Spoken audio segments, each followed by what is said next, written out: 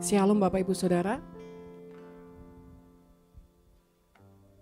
Mari kita akan sama-sama dengar firman Tuhan pagi hari ini di Efesus pasal yang keempat. Ya. Efesus pasal yang keempat ayat yang ke-17. Demikian firman Tuhan.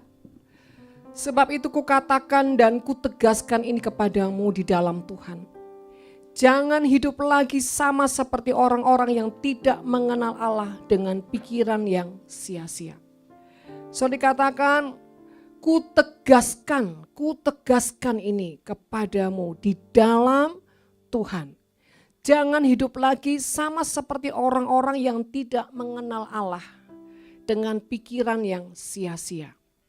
Saudara terkasih, seringkali tidak kita sadari bahwa pengaruh di pikiran itu sangat besar. Ya. Kalau kita tidak membiarkan hidup ini atau tidak membiasakan hidup ini berjalan bersama dengan Tuhan. Kalau kita tidak pernah membiasakan hidup ini, saudara, sungguh-sungguh mendekat sampai kita mengenal pribadi Tuhan. Saudara, pengenalan akan Tuhan adalah sangat penting, saudara.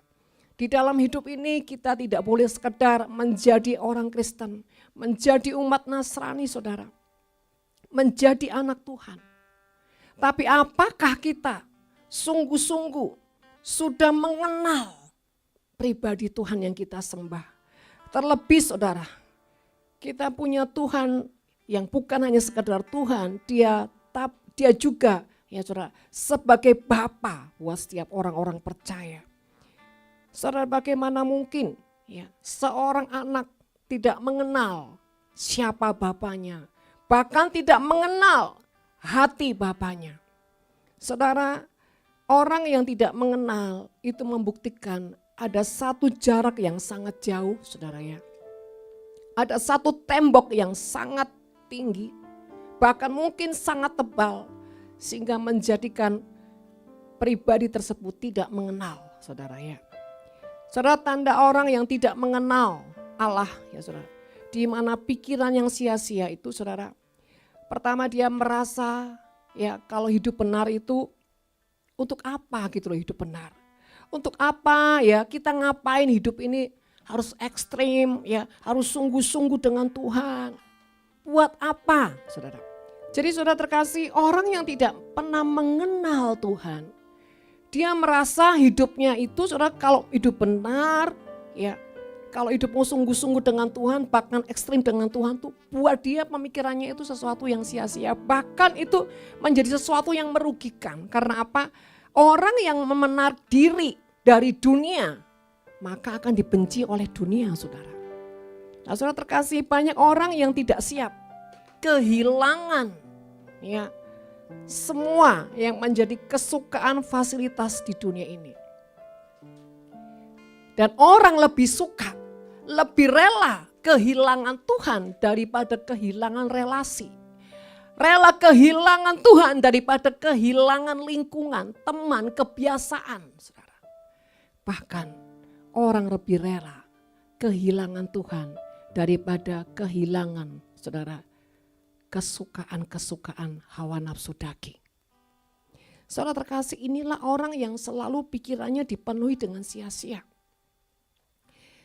Dan saudara, bahkan ibadah itu tidak menjadi sesuatu yang sesuatu yang utama. Bahkan ibadah menjadi satu yang beban buat orang yang tidak mengenal. Ya, ada pepatah mengatakan tak kenal maka tak sayang. Saudara, apalagi dalam masa pandemik seperti ini, orang itu akan lebih punya kesempatan untuk beralasan karena gereja tidak buka, karena gereja dibatasi. Saudara, orang-orang yang tidak mengenal Tuhan, bahkan tidak mengalami Tuhan, akan menjadi satu peluang yang besar untuk mereka tidak mencari Tuhan, untuk mereka tidak beribadah kepada Tuhan. Saudara, ini akan sangat mengerikan sekali. Kalau saudara bisa melihat secara roh, ya, betapa iblis itu bangga saudara. Bahkan dia akan sodorkan lebih lagi saudara. Ya, cara berpikir semua yang dibalik-balik saudara. Sampai ujungnya engkau tidak bisa mengenal kebenaran firman. Saudara terkasih, mari kita belajar menghormati Tuhan. Ya, belajar takut akan Tuhan bukan cuma di mulut, tapi dari hati, dari kesadaran, dari pemikiran yang diubahkan. Saya percaya, sering kali saya memberikan ilustrasi, kepada siapa kita bergaul, maka kita akan menjadi kepribadian di mana kita bergaul dengan pribadi tersebut. Saudara, durasi kita, mana lebih banyak kita melekat dengan dunia ini atau kita melekat dengan Tuhan? Itulah yang membuat engkau punya apa? Tuayan-tuayan di hidupmu, saudara. Kalau engkau lebih memutuskan, lebih suka mencari dunia, lebih suka memuaskan hawa nafsu, lebih suka saudara dengan lingkunganmu. Dan engkau mengabaikan Tuhan. Kau anggap ibadah itu tidak terlalu penting. Saudara terkasih, tanpa sadar engkau sudah membawa hidupmu ke dalam jurang maut. Belum di neraka, di bumi, tapi seperti di neraka. Jadi Bapak Ibu Saudara terkasih,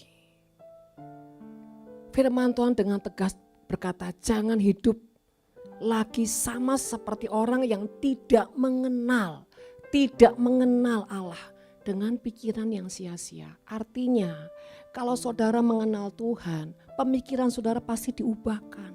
Pemikiran saudara tidak lagi sama dengan pemikiran orang-orang dunia yang tidak mengenal Tuhan. Pemikiran saudara akan menjadi pemikiran yang tidak terus berpusat kepada kedaginganmu, kepada kebenaranmu, saudara. Tapi ada hati dan pikiran yang takut akan Tuhan. Jadi saudara terkasih, bagaimana kita bisa mengenali, bisa menyadari seberapa dalam, seberapa jauh, seberapa tingkat kedewasaan kita di dalam pengenalan akan Tuhan. Satu, pikiran kita diubah enggak? Kalau pikiran kita standarnya sama dengan orang-orang dunia, kita masih terlalu jauh dari Tuhan. Saudara, di doa pagi kemarin saya berkata, kesetiaan, ketaatan bahkan pun saudara, secara fisik tidak menjamin dia hidup berkenan dengan Tuhan. Karena bisa saja orang setia, bisa saja orang taat saudara, hanya karena agamawi, hanya karena rasa takut, hanya karena kewajiban, atau dibalik semua itu ada motivasi. Saudara, tadi di pujian katakan, jadikanku penyembahmu yang menyembahmu dalam roh dan kebenaran, bukan kepalsuan. Karena roh ini saudara harus benar. Bagaimana caranya roh ini hidup harus benar saudara? Dimulai dari apa? Jiwa yang meresponi dan melakukan firman Tuhan. Sesuatu yang kau isi di jiwamu dengan benar, yang sesuai dengan firman Tuhan itu akan menghasilkan roh Tuhan. Tapi kalau di jiwamu kau beri makanan-makanan kedagingan, kau beri makanan-makanan keduniawian, maka yang lahir semua kesesatan dan setiap roh kejahatan akan menguasai setiap pikiran. Saudara terkasih, bagaimana kita memberikan makanan di pikiran, makanan di roh itu dari jiwa kita. Dari hati, ya, di dalam jiwa ada perasaan, ada kehendak, ya, ada pikiran. Seperti apa kita mengisinya. Sebab itu firman Tuhan katakan, jangan hidup lagi. Berarti saudara ya, artinya jangan seperti babi kembali kepada kubangannya. Jatuh lagi ke lubang-lubang yang sama. Saudara, belajar jadi orang yang tidak jatuh di lubang yang sama terus saudara. Caranya bagaimana? Perlu hikmat. Hikmat dari mana? Firman Tuhan, merenungkan firman Tuhan. Bahkan melakukan firman Tuhan dengan setia. Sebab itu dasarnya harus apa saudara? Kebenaran, artinya motivasi hati ini harus benar. Tidak ada tendensi yang lain selain apa? Ketulusan dan takut akan Tuhan.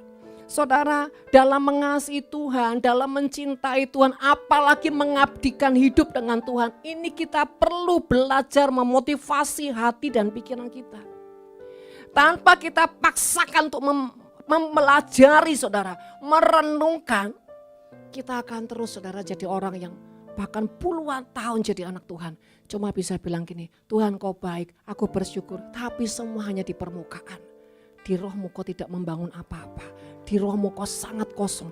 Bahkan semua ya yang di dalam jiwa dan rohmu itu bukan iblis kontrak, iblis permanen saudara. Ini mengerikan. Bapak Ibu Saudara terkasih dalam nama Tuhan. Mari pastikan engkau mengenal Tuhan dengan benar. Sehingga kau dijauhkan dari setiap pikiran-pikiran yang sia-sia. Kau tidak merasa hidup benar itu rugi. Kau tidak merasa hidup benar itu sia-sia. Kau tidak merasa ibadah itu tidak ada gunanya. Saudara, tapi ibadah menjadi satu kebutuhan. Ibadah tidak menjadi satu beban saudara. Tapi menjadi satu kesukaan. Saudara, yang kedua, orang yang punya pemikiran sia-sia. Di pikirannya, maaf kata, di otaknya cuman duit, uang, terus uang saudara. Jadi hidupnya hanya diperbudak dengan uang, pikirannya dipenuhi dengan uang. Atau gini, keuntungan. Ini mengerikan sekali saudara. Pikiran Kristus tidak seperti itu saudara. Bahkan pikiran Kristus sama sekali tidak ada rasa khawatir tentang yang namanya uang. Saudara terkasih dalam nama Tuhan. Belajar menjadi orang yang punya space waktu. Punya perenungan diri dengan Tuhan.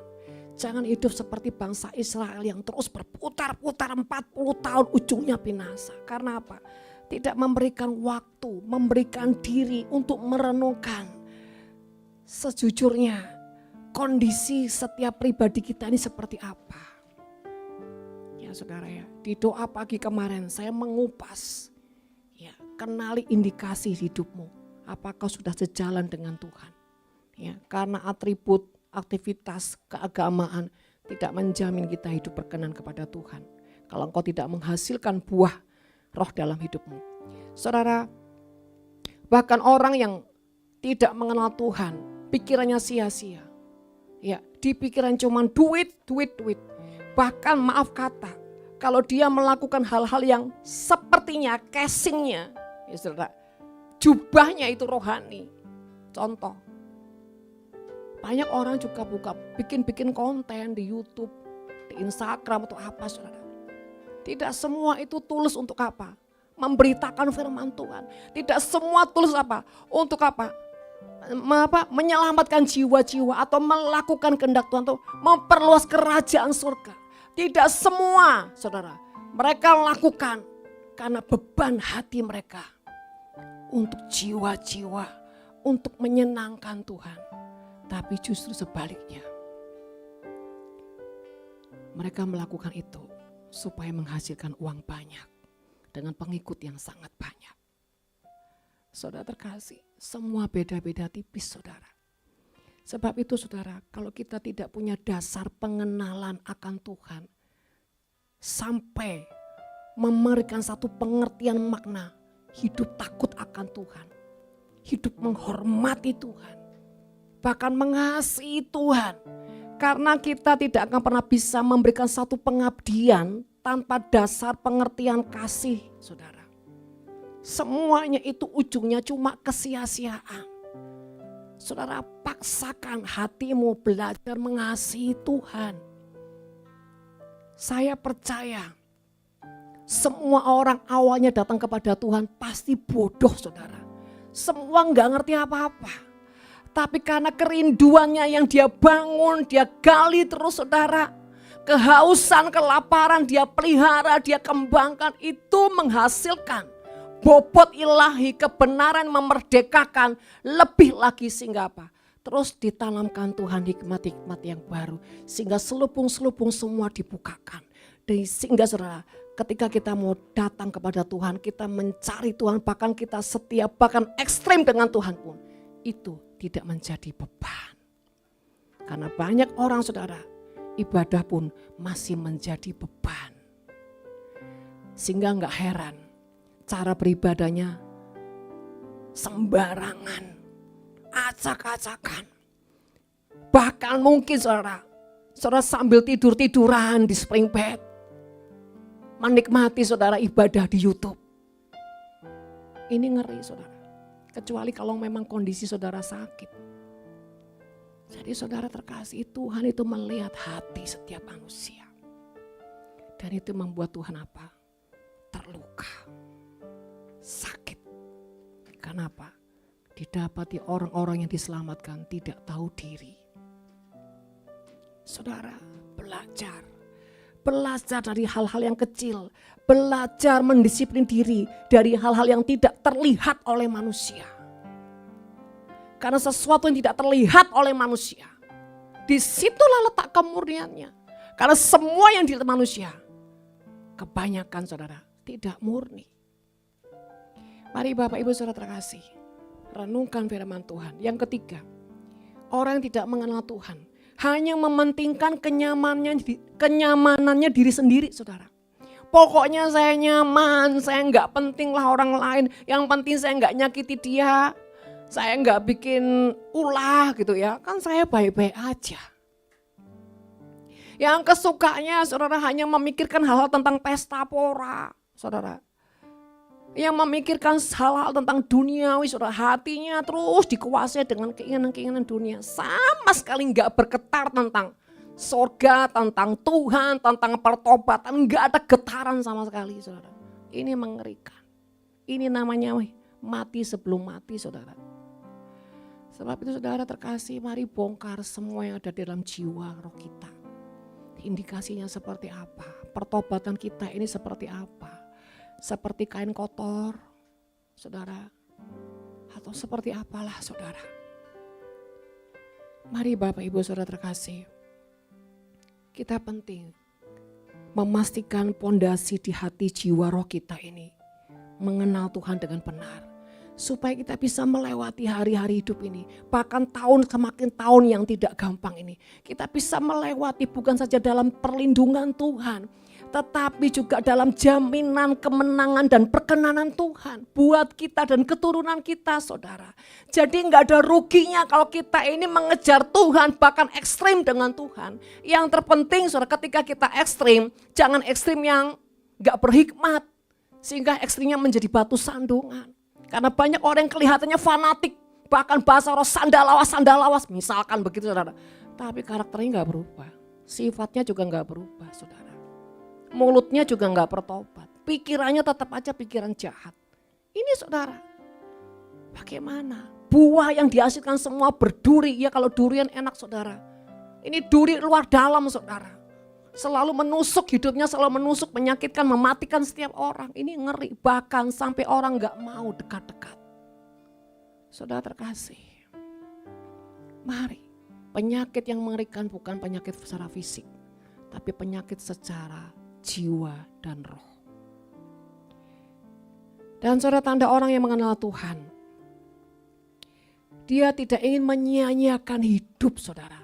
Tidak ingin menyia-nyiakan hidup, tidak ingin menyia-nyiakan kesempatan. Dia akan berusaha hidupnya ini bagaimana menjadi hidup yang berarti, berguna, menjadi berkat. Dia akan upayakan sebisa apapun saudara. Terlepas kita semua pasti masih punya kelemahan saudara. Sebab itu kita terus dididik Tuhan, dibersihkan, diproses, dibentuk Tuhan.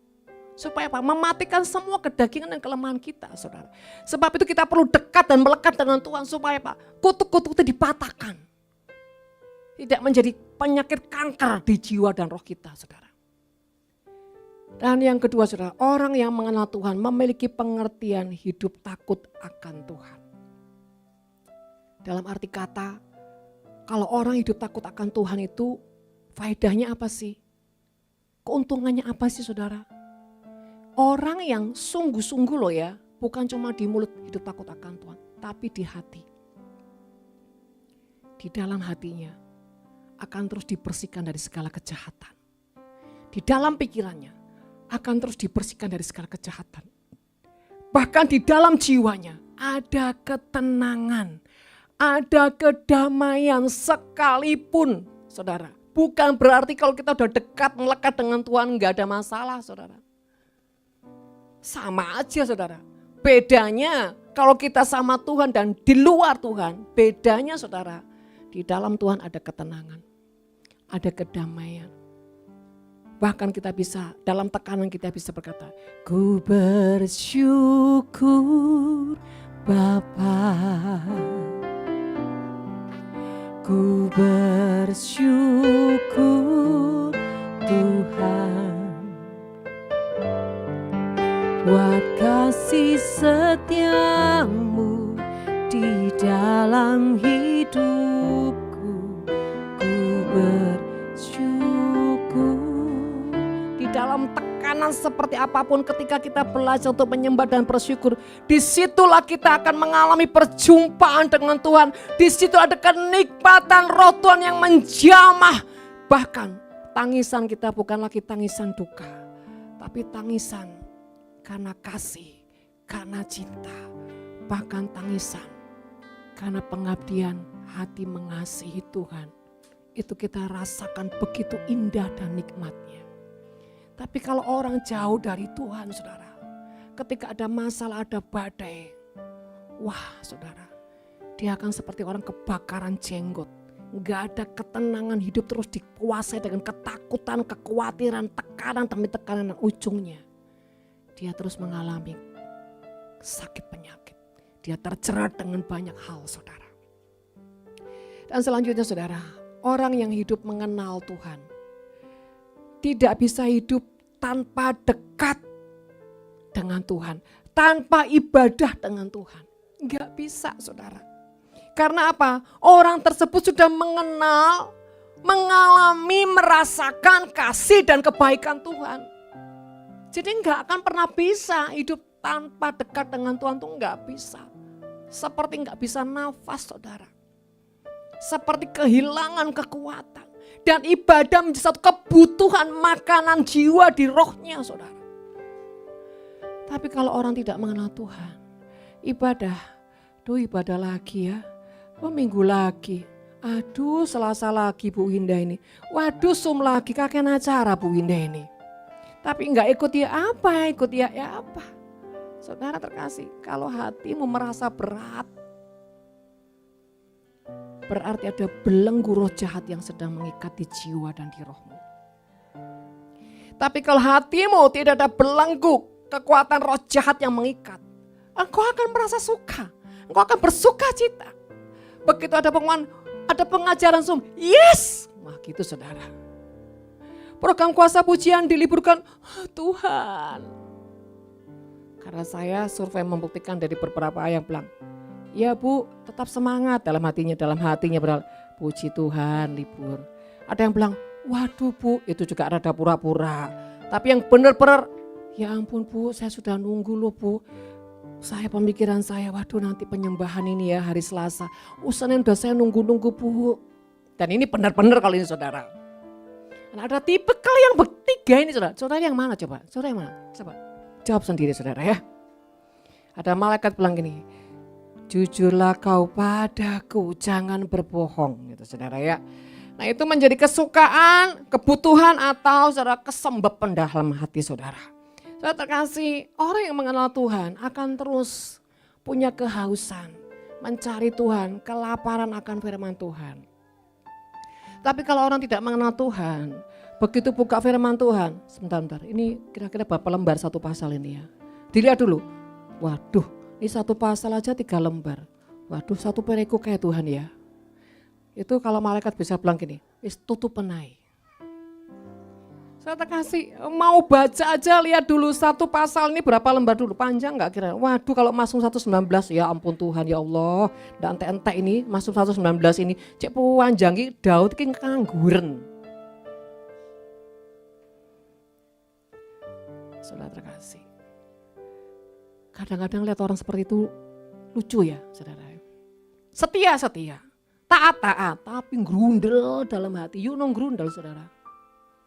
Perang di dalam jiwanya ini loh. Maunya sih enggak lakukan tapi ya apa nanti kalau pedang Tuhan menyambar hidupku bagaimana. Takut saudara, kalau enggak diberkati seperti apa.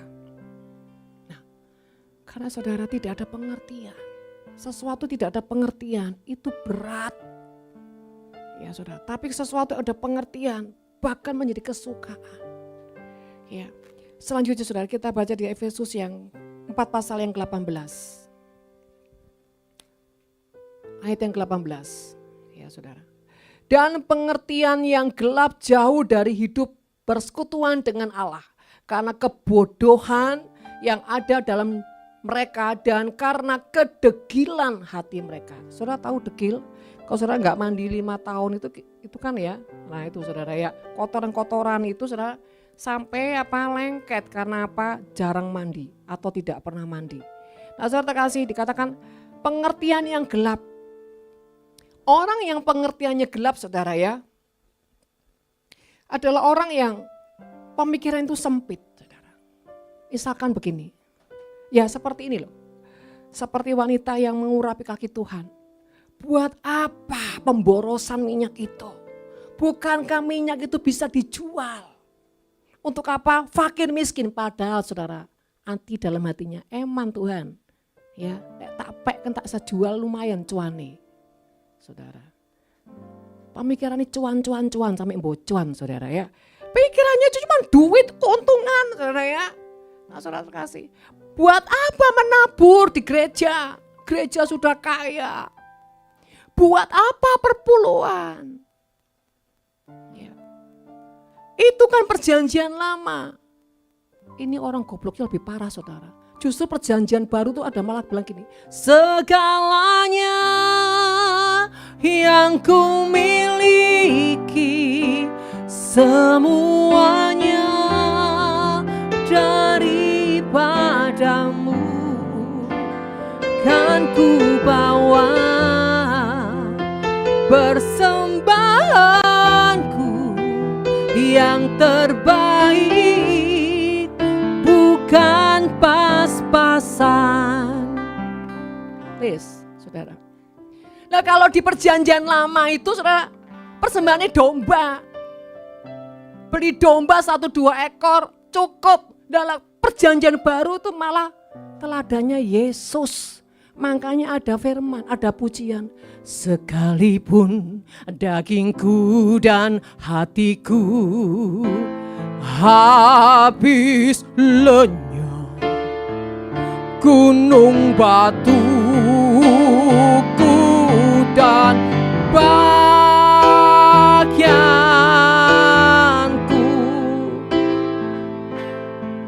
habis semua hanya untuk Tuhan, gak tersisa.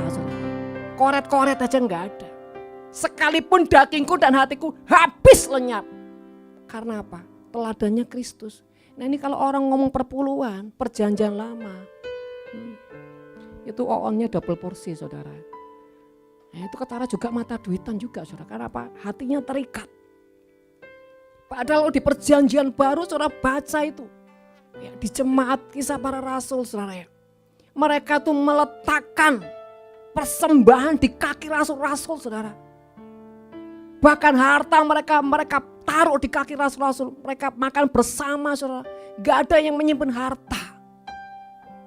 Nah saudara terkasih, makanya firman Tuhan harus saudara ya dibaca, direnungkan dengan benar. Jadi kalau sampai orang-orang yang tidak mengembalikan perpuluhan, gak heran hidupnya dalam kutuk terus menerus saudara. Kekurangan, kemiskinan, hutang piutang gak pernah habis saudara. Bapak Ibu saudara terkasih, mari yang terpenting adalah kejujuran di dalam hati. Yang selanjutnya saudara, setelah pemikiran sempit ya,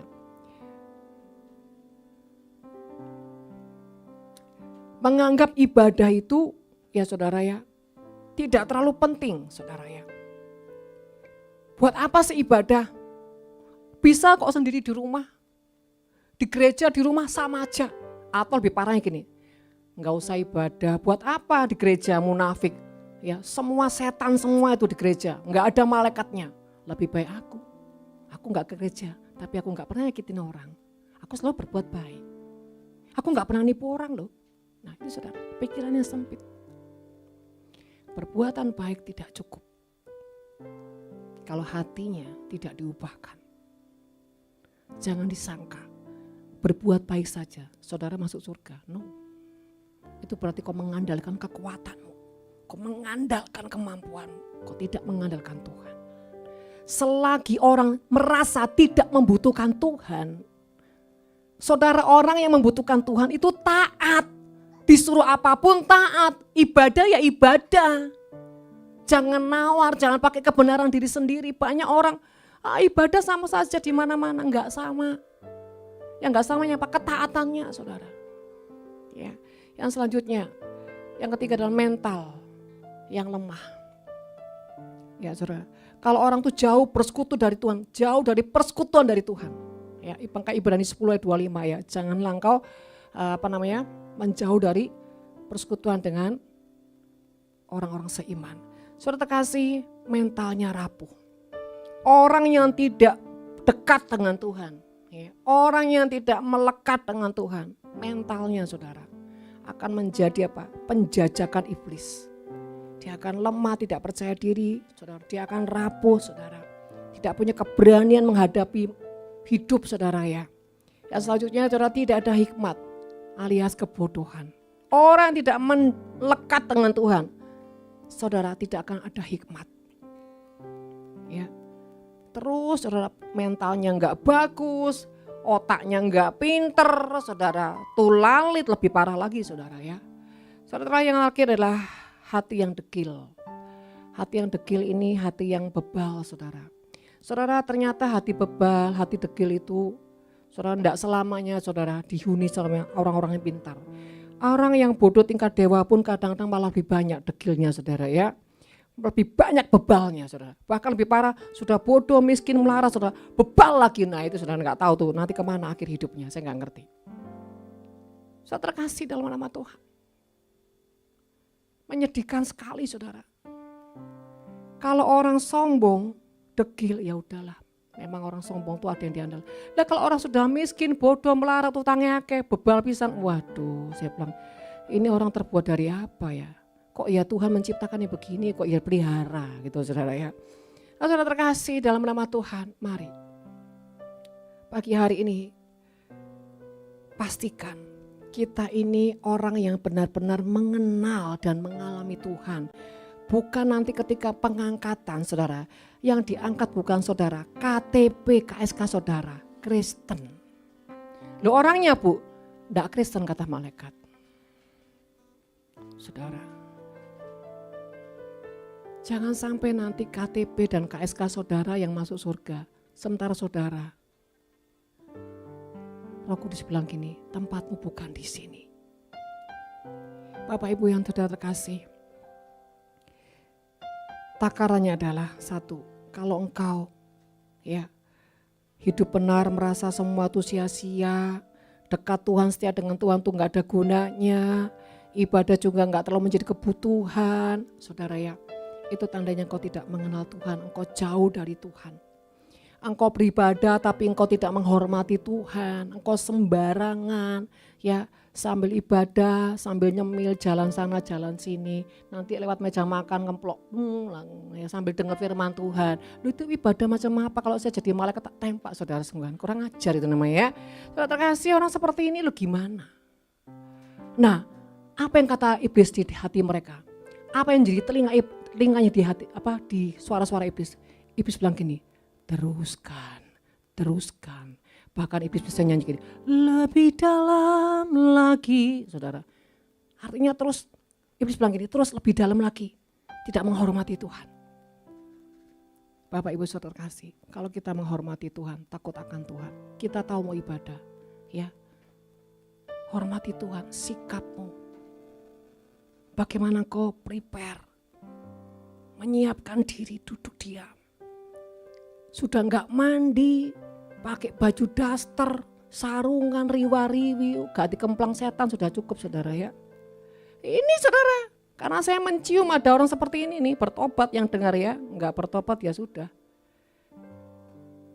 Namanya ibadah itu duduk diam, mempersiapkan diri, siap menghadap Tuhan dengan hati yang takut akan Tuhan, dan siap membawa korban pujian, penyembahan dengan Tuhan, itu namanya ibadah. Syukur-syukur sekarang saudara nggak ditarik kolektor toh, karena saudara lakukan live streaming toh. Bersyukur saudara. Syukur-syukur saudara enggak ditarik perpuluhan, kadang love saudara streaming saudara ya. Nah saudara terkasih, enggak tahu kenapa saya jadi kesini ngomongnya. Ya udahlah ngalir aja saudara. Ya, firman Tuhan bilang anak yang kukasih dia ku tegur dan ku hajar habis saudara. Jadi kalau saudara ditegur dihajar berarti saudara disayang Tuhan, amin. Daripada dibiarkan, diumbar, diliarin sama Tuhan saudara. Ya, mari saudara terkasih renungkan firman Tuhan, intinya adalah mari jadi orang yang memastikan kita mengenal Tuhan. Caranya bagaimana? Memastikan apakah pola pikir kita ini dirubah, sikap hati kita menjadi orang yang sungguh-sungguh menghormati Tuhan atau tidak, ada buah rohnya atau tidak, saudara. Jadi berkat, jadi dampak atau tidak, saudara. Itulah tolak ukurannya. Ketika ibadah itu menjadi beban atau menjadi kesukaan, saudara ya. Jangan lagi menjadi sesuatu yang terpaksa, saudara. Tapi menjadi kesukaan, menjadi kehausan dan jangan cuma jadi orang yang ketika mengalami Tuhan, waduh Bu, saya merinding dari ujung kepala sampai ujung kaki. Apa bedanya di kuburan saudara ya? Kalau cuma merinding saudara ya. Yang penting udah buah pertobatannya ada enggak? Cuma merinding, nangis saudara ya. Bukan itu, tapi yang di dalamnya pastikan berbuah, bertumbuh, berakar kuat di dalam Tuhan. Artinya apapun jadi orang yang anti badai saudara.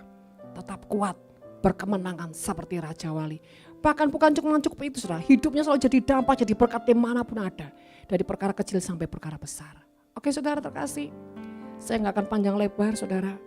Daripada panjang lebar saudara juga gak nangkep juga, percuma nanti saudara ya. Oke, kita sudahin saudara firman Tuhan, tapi saya percaya saudara pasti orang yang cinta Tuhan dan takut Tuhan, amin saudara. Nah, kita akan renungkan firman Tuhan.